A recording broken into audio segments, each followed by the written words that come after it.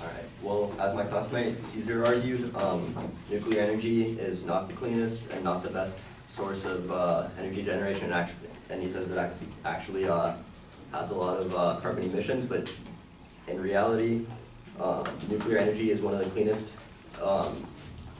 fuel sources. And for example, if all of the world's energy, which is 2,518 terawatts, was nuclear, the full life cycle of all of it would create only 73 million tons of CO2, while if everything was oil, it would make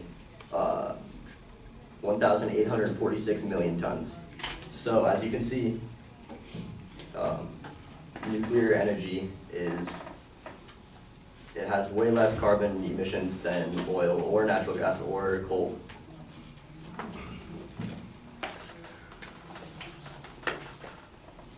He also stated that the nuclear power plants, they turn off once a month and have a diesel generator take over for one night, but one night of a diesel generator really won't make that much of a significant impact, and the calculations of where it would only create 73 million tons of CO2 includes all aspects of nuclear energy, from mining the uranium to processing to implementation to storing.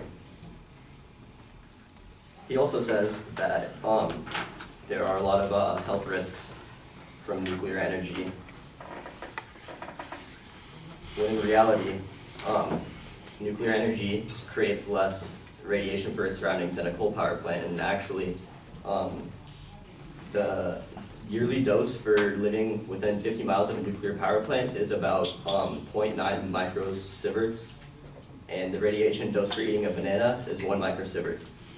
So the comparison right there, it really doesn't match up that significantly. An average yearly dose is about 200 microsieverts.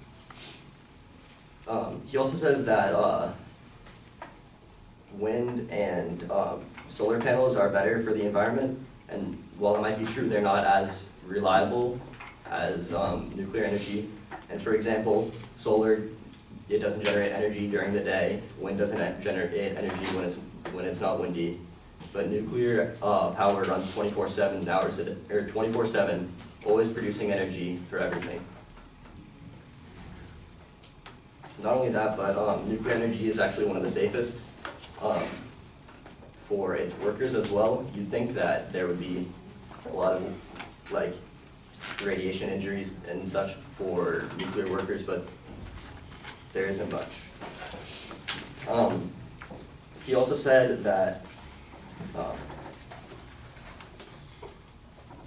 nuclear energy relies heavily on uranium and plutonium, and that uranium is extremely scarce, and that we will run out of uranium. But actually the EPA in 2013 estimated in 2008, US uranium oil reserves, or ore reserves, were estimated at 1,227,000,000 pounds.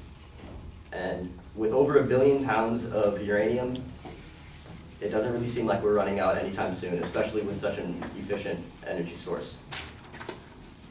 He also stated that there's already subsidies for nuclear energy. There's already significant subsidies for nuclear energy from the government, but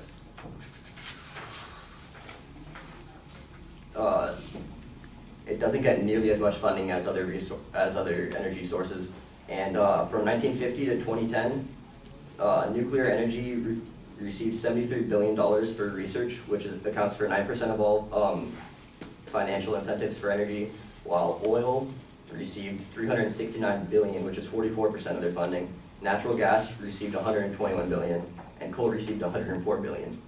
So nuclear energy, which received only $73 billion, but accounts for 20% of the United States energy, it doesn't seem like a very good matchup, especially with oil and coal and natural gas all having negative aspects for the environment.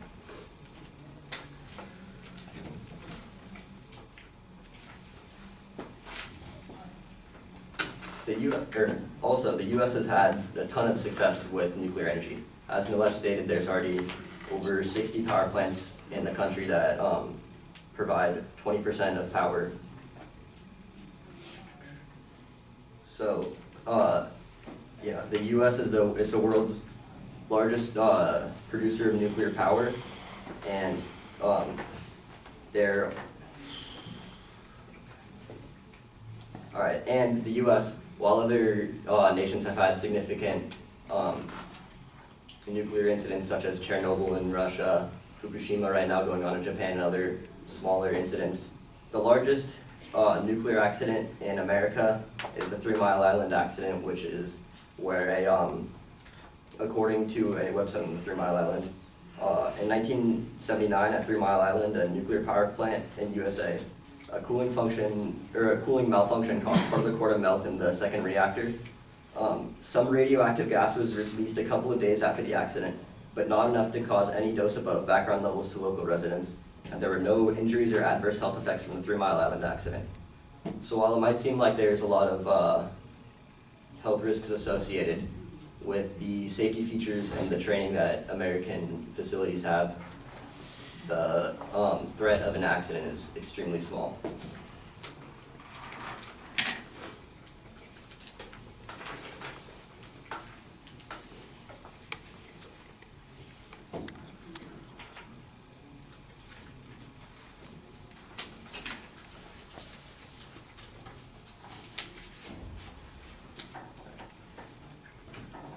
Also, implementing nuclear energy will benefit the American economy. The 104 nuclear reactors in the U.S. Generate substantial domestic economic value in electricity sales and revenue, for about $40 to $50 billion a year, with over 100,000 workers contributing to the production. Analysis from the Nuclear Energy Institute shows that every dollar spent by the average nuclear plant results in the creation of $1.04 in the local community, $1.18 in the state economy, and $1.87 in the U.S. economy. So nuclear energy, because so much of the cost is spent on employees rather than fuel, it creates much more growth in the economy because there isn't as much money being thrown towards consumption. It's money being cycled back into the economy. Thank you.